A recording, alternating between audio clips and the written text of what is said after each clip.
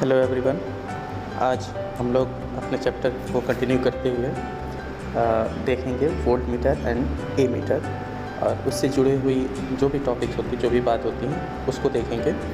और चैप्टर हम लोग पढ़ रहे हैं इलेक्ट्रिकल मेजरिंग इंस्ट्रूमेंट। और इस चैप्टर में कि हम लोग अभी तक देखते आए हैं कि कौन कौन से प्रिंसिपल मीटर में काम करते हैं, मीटर को ऑपरेट कराने के लिए कौन कौन से प्रिंसिपल यूज होते हैं, मेथड यूज होते हैं, प्रोसीजर क्या होता है, उसके बारे में हम लोगों ने जाना।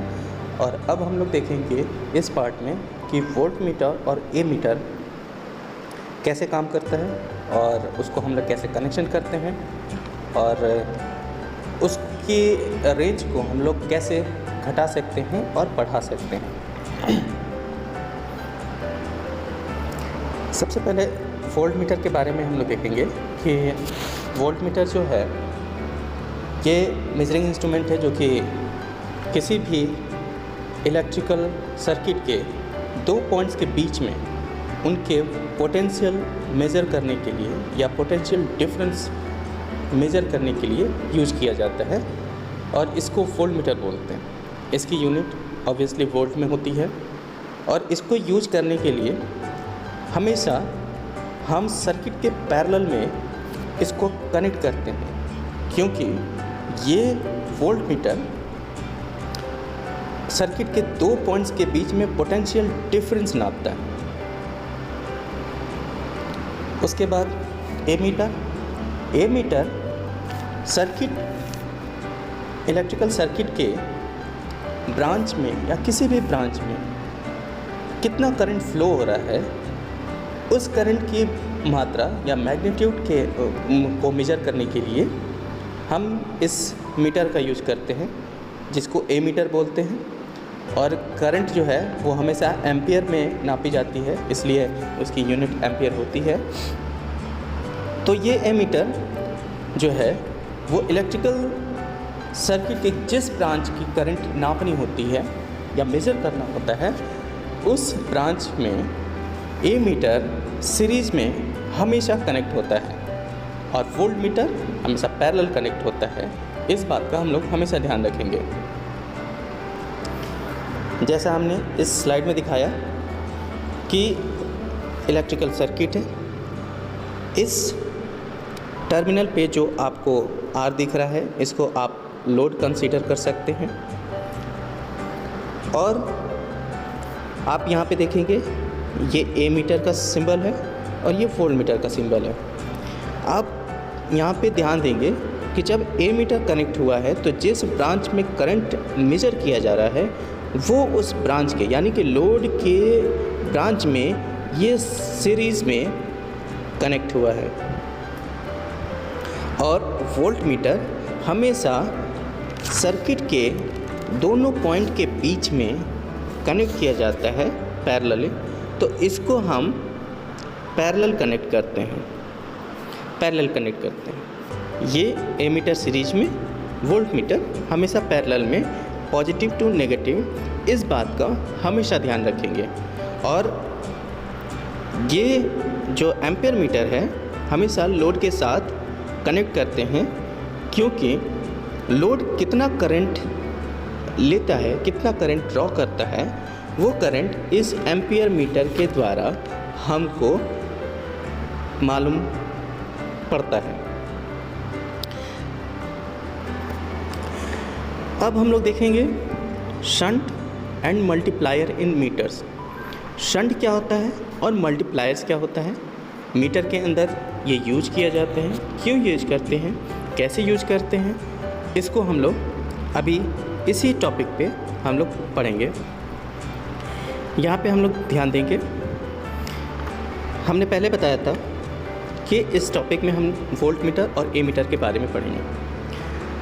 जो शंट होता है, जब शंट उसको बोलते हैं, पहली बात शंट और मल्टीप्लायर हम यूज क्यों करते हैं, किसी भी मीटर के स्केल को या उसके फुल स्केल रेंज को या फुल स्केल डिफ्लेक्शन को अगर हमको बढ़ाना है, उसके रेंज से अधिक करना है, तो हम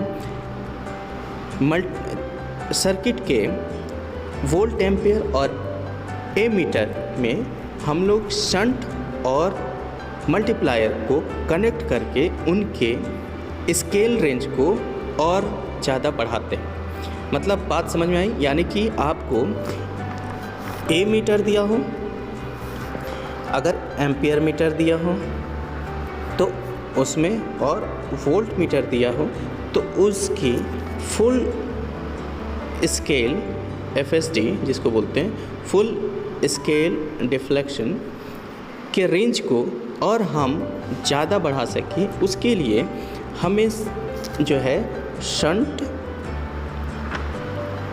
एंड मल्टीप्लायर का यूज करते हैं। शंट एंड मल्टीप्लायर का यूज करते हैं। ये एक्चुअली होता कुछ नहीं है, ये होता है रेजिस्टेंस। अगर हम एम्पियर, अगर आप इस डायग्राम में देखें, एम्पियर है, एम्पियर सीरीज में जुड़ा है, ये एम्पियर है, एम्पियर मीटर। अगर हम एम्पियर मीटर के पैरेलल में कोई रेजिस्टेंस जोड़ते हैं तो उसको हम लोग शंट बोलते हैं। रेजिस्टेंस जोड़ते हैं, रेजिस्टेंस जो है वो पैरेलल कनेक्ट होता है, पैरेलल कनेक्ट होता है, उसी को हम लोग बोलते हैं क्या? Shunt, shunt. और नेक्स्ट, अगर हम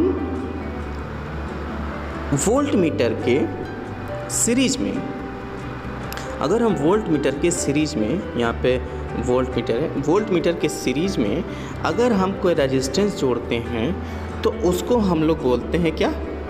मल्टीप्लायर।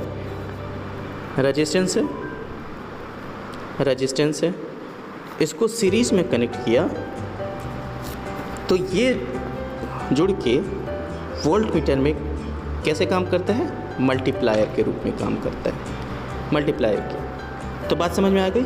शंट और मल्टीप्लायर कुछ नहीं होता, एम्पियर मीटर के पैरेलल में अगर हम कोई रेजिस्टेंस जोड़ते हैं उसको हम लोग शंट बोलते हैं, और वोल्ट मीटर के सीरीज़ में अगर कोई हम रेजिस्टेंस जोड़ते हैं तो उसको हम मल्टीप्लायर बोलते हैं। जैसे हम लोग ध्यान देंगे, यहाँ पे देखेंगे कि सर्किट में ये मीटर जुड़ा हुआ है और ये सीरीज में, सीधी सी बात है, हम बोलते हैं कि सीरीज में एम्पियर मीटर या एमीटर कनेक्ट किया जाता है। तो यहाँ पे क्या हो गया? यहाँ पे ये मीटर जो है वो करंट नापने वाली एम्पियर मीटर हो गई। अब इसके साथ हमने बोला था कि सीरीज़ में जुड़ा हुआ एम्पियर मीटर के पैरेलल में यानी कि यहाँ पे अगर हम कोई रेजिस्टेंस जोड़ते हैं उसी को हम क्या बोलते हैं? शंट। और इसको हमेशा हम RSH से डिनोट करते हैं। अब यहाँ पे ध्यान देखिए, जब सर्किट कंप्लीट हो जाती है तो सर्किट में मान लो कोई करंट आई, जो फुल करंट है वो इस सर्किट में फ्लो हो रही। ये सर्किट यहाँ इस पॉइंट पे आने के बाद से मान लो इस पॉइंट को हमने ए नाम दे दिया, ये जो रेड डॉट है उसको हमने ए नाम दे दिया। इस ए से जो फुल करंट आई है वो किस में डिवाइड हो जा रही है? एक ISH में और दूसरा ब्रांच है IM में, IM में। यानी कि आपका जो फुल करंट हो गया वो इज इक्वल टू हो गया किसके? ISH प्लस IM, यानी कि जो मीटर में करंट बह रहा है उसके, तथा जो शंट लगा हुआ रेजिस्टेंस है उसमें जो करंट फ्लो हो रहा है उनके एडिशन के बराबर, उनके टोटल के बराबर कितना करंट फ्लो हो रहा है? टोटल करंट फ्लो हो रहा है। अब यहाँ पे देखेंगे सीधी सी बात है, यहाँ पे आप देखेंगे कि जो वोल्ट यहाँ पे जनरेट होगा वही वोल्ट इस एमीटर के सामने भी जनरेट होगा, यानी कि वोल्टेज समान होगी। तो इस बात का ध्यान रखेंगे। तो अब यहाँ पे V इज इक्वल टू हमने पढ़ा है I इंटू R। तो ब्रांच ISH ब्रांच में अगर हम देखेंगे तो ISH ब्रांच में V इज इक्वल टू हो गया ISH इंटू RSH। और IM ब्रांच में V हो गया IM इंटू RM। अब यहाँ पे दोनों में V बराबर है तो हम लोग यहाँ पे लिख सकते हैं ISH into RSH is equal to IM into RM लिख सकते हैं, क्योंकि इनकी वोल्टेज बराबर हो गई और इनको लिख सकते हैं इक्वल टू V। यही चीज़ हमने यहाँ पे भी दिखाया है, ठीक है। यहाँ पे हमने दिखाया है ISH into RSH equal to IM into RM और इक्वल टू आप यहाँ पे V भी लिख सकते हो इसके सामने। अब हमको निकालनी है RSH की वैल्यू, यानी कि हमको कितना रेजिस्टेंस हम जोड़ें कि इनकी वैल्यू बढ़ जाए। अब यहाँ पे देखिए, तो सीधे सी बात है, यहाँ क्रॉस मल्टीप्लाई होगा तो RSH is equal to for इस इक्वेशन के हिसाब से IM into RM divide by ISH, ये आपको रेजिस्टेंस की वैल्यू मिल गई। अब जो शंट करंट है, टोटल करंट कितना हमने निकाला था, I equal to ISH minus IM, यानी कि ये करंट जो आ रही है ये दोनों ब्रांच में फ्लो हो रही है। तो अब शंट रेजिस्टेंस हमें पता हो गया, लेकिन हमें शंट करंट पता करना है। अब शंट करंट पता करने के लिए सीधी सी बात है, इस टोटल वैल्यू जो करंट आ रही है उसमें जो मीटर में फ़्लो हो रहा है, मीटर में जो करंट फ्लो होगा वो आपको मीटर से पता चल जाएगा, इंडिकेट होगा, उससे पता चलेगा। तो ISH इक्वल टू फिर कितना हो गया, ISH इज इक्वल टू हो गया total current minus meter current, ठीक है। अब उसके बाद से शंट रेजिस्टेंस कितना है, शंट रेजिस्टेंस हमने निकाला था RSH is equal to IM RM divide by ISH current. अब ISH करंट को I माइनस IM हम लोग लिख सकते हैं, रख सकते हैं, ठीक है। अब उसके बाद से जब हम इक्वेशन एक साइड करते हैं तो I सारे करंट एक साइड हम कर लें, I divide bye I minus IM और डिवाइड बाय IM, और यहाँ पे क्या हो जाएगा RM डिवाइड बाय RSH। जब इक्वेशन को सॉल्व करेंगे, यहाँ पे आप ध्यान से देखेंगे, ये RSH इक्वल कितना आया है। अब हम इस I और IM को किधर ले गए, ऊपर, RSH को किधर लेके आए, नीचे, और IM को किधर लेके आए, इसके नीचे। तो इक्वेशन कितना आया, I minus ISH divide by IM, ये हो गया RM डिवाइड बाय RSH।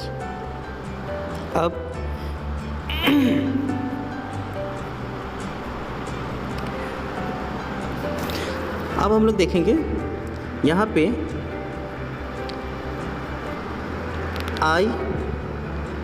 यहाँ पे हम लोगों ने क्या देखा था, और फिर से देखेंगे I minus IM divide by, अब ये IM सब पे मल्टीप्लाई, तो यहाँ पे IM लिख सकते हैं और इसके आगे भी IM लिख सकते हैं। तो IM डिवाइड बाय IM कितना हो गया, 1। तो यहाँ पे हम लिख सकते हैं I divide by IM minus 1 is equal to RM divide by RSH। अब हमको मेन मल्टीप्लायर निकालना है, तो हम क्या करेंगे, फिर जो I divide by IM minus 1 है उसको RM डिवाइड बाय RSH के इधर लाएंगे, यानी कि जब 1 इधर आएगा तो साइन चेंज हो जाएगा। तो फिर हम लोग लिख सकते हैं क्या कि I divide by IM is equal to 1 plus RM divide by RSH। अब इसी रेशियो को हम लोग मल्टीप्लायर के रूप में जानते हैं या मल्टीप्लायर का नाम देते हैं। यहाँ पे देखेंगे, देखिए the ratio of the total current to the current requires the movement of the ammeter coil is called multiplying power of the shunt. यानी कि इस एमीटर में जो करंट फ्लो हो रहा है उसको हम लोग स्केल से मेजर कर लेंगे, और जो टोटल करंट फ्लो हो रहा है उसको कर लेंगे। उनके रेशियो को जब हम निकालते हैं उसी को हम लोग क्या बोलते हैं, एम, यानी कि मल्टीप्लाइंग पावर बोलते हैं। मल्टीप्लाइंग पावर बोलते हैं, पावर बोलते हैं, ठीक है। और इसी को जब हम रेजिस्टेंस निकालते हैं, शंट रेजिस्टेंस जो है निकालते हैं, तो फिर यहाँ से RSH जो है इस फार्मूले से निकल जाएगा, M = 1 + RM divide by RSH, और वेयर इज M = कितना हमने बताया था, I डिवाइड बाय IM है। और इस M की वैल्यू यहाँ ये निकली और इस M को हमने यहाँ पे रख दिया इस फार्मूले में। अब यहाँ से जब इस फार्मूले में RSH की वैल्यू निकालेंगे तो RSH कितना क्या हो गया, RM डिवाइड बाय 1 - M-1। ये आपके शंट की वैल्यू हो गई। अगर रेजिस्टेंस आपको कितने रेजिस्टेंस का कितने वैल्यू का रेजिस्टेंस अगर एमीटर में जोड़ना हो कि उसका रेंज बढ़ जाए तो उसके मल्टीप्लायर को आपको निकालना पड़ेगा, कितना है वो आपको मिल जाएगा। एमीटर का रेजिस्टेंस कितना है वो आपके पास है, तो आपके पास कितना रेजिस्टेंस शंट में जोड़ना होगा आप आसानी से इस फॉर्मूले से निकाल सकते हैं। ऐसे ही ये तो था जब हम एम्पियर मीटर के पैरेलल में रेजिस्टेंस जोड़ते हैं तो उसको हमने शंट का नाम दिया था। अब हम लोग मल्टीप्लायर को देखेंगे। जब वोल्टेज दिया है और वोल्टेज के सीरीज में अगर हम रेजिस्टेंस जोड़ते हैं तो इसको हम लोग बोलते हैं क्या, मल्टीप्लायर। मल्टीप्लायर, ठीक है। फॉर्मूला हमने निकाल दिया था सब चीज़। एक एग्जाम्पल देख लें यहाँ पे, आप एग्जाम्पल के द्वारा आप समझ जाओगे कि कैसे हम लोग मल्टीप्लायर और शंट की वैल्यू निकालते हैं। यहाँ पे देखें, a moving coil instrument gives a FSD यानी कि full scale deflection when the current is 40 milliampere. ये मिली एम्पियर है, इस बात का ध्यान रखें। And it's resistance is 25 ohm. Calculate the value of the shunt to be connected in parallel with the meter to enable it to be used as an ammeter for measuring current up to 50 ampere. यहाँ पे ध्यान रखेंगे क्या बोला, एक ammeter दिया है जिसका full FSD full scale deflection जो है वो कितना दिया है, 40 मिली एम्पियर। और रजिस्टेंस एमीटर का रजिस्टेंस जो है कितने हैं, वो 25 ओम यानी 25 ओम। इसमें जो है हमको शंट रेजिस्टेंस कनेक्ट करना है, शंट रेजिस्टेंस कनेक्ट करना है। और वो पूछ रहा है कि कितने वैल्यू का हम रेजिस्टेंस कनेक्ट करें एमीटर के पैरेलल में, जिससे कि उसका FSD जो है फुल स्केल डिफ्लेक्शन जो है कितना हो जाए, 50 एम्पियर। क्वेश्चन समझ में आ गया, 50 एम्पियर। अब यहाँ पे हम लोग देखेंगे, यहाँ पे देखो डायग्राम में एमीटर जोड़ा, एमीटर में रेजिस्टेंस हमने जोड़ दिया और कितना करंट फ्लो हो रहा है ये हमने बताया, ठीक है। अब यहाँ पे हम लोग देखेंगे जो 50 एम्पियर है टोटल करंट है फ्लो हो रहा है। अब टोटल करंट फ्लो हो रहा है तो इस एमीटर में के थ्रू ही जाएगा और इसमें हमको रेजिस्टेंस ऐड करना है। जबकि एमीटर की वास्तविक FSD है, यानी कि ये इसकी क्षमता है एम्पियर नापने की, कितना है, 40 मिली एम्पियर। अब यहाँ पे देखेंगे जो I की वैल्यू होगी वो कितना होगी, IA प्लस IS, जो कि IS शंट है और IA एम्पियर मीटर की रीडिंग है। ये हम लोग देखेंगे। अब I S is equal to, यहाँ पे इससे देख लेंगे तो आई एस हमने पहले बताया था कि आई एस हम निकालेंगे तो full reading full current minus ampere meter current. अब फुल करंट कितना आ रहा था 50, इसने दे दिया है 50, और ए मीटर का फुल स्केल रीडिंग कितना है 40 मिली एम्पियर, जिसको अगर हम डिवाइड करेंगे 1000 से तो इतना आ जाएगा। तो हम लिख सकते हैं इसको 50 माइनस 0.04। ओके, जब इसको माइनस करेंगे तो इसकी वैल्यू कितनी आएगी 49.96 एम्पियर, यानी कि ये हमारी टोटल करंट जो है ISH करंट होगी वो होगी। अब यहाँ पे देखिए V जो है V is equal to IA into RA, और वही V जो है किसके बराबर होगा, शंट करंट के बराबर होगा, IS इंटू RS। ठीक है, तो यहाँ पे RS निकालना है, सीधी सी बात है RS निकालना है, तो IA into RA divide by IS। यहाँ पे एम्पियर मीटर आपको पता है, एम्पियर मीटर करंट कितना क्या है 0.04, RA कितना दिया है 25 ओम, और जो ISH अभी हम लोगों ने निकाला है कितना है, ISH कितना निकाला है 49.96। जब इसको हम लोग सॉल्व करेंगे तो हमारा आंसर आएगा 20.02 मिली ओम, जो कि ये आंसर है किसका, RSS का, यानी कि शंट रेजिस्टेंस का। तो इस प्रकार से हम लोग शंट और मल्टीप्लायर को कनेक्ट करके यूज करते हैं। तो आज के इस टॉपिक में सिर्फ इतना ही।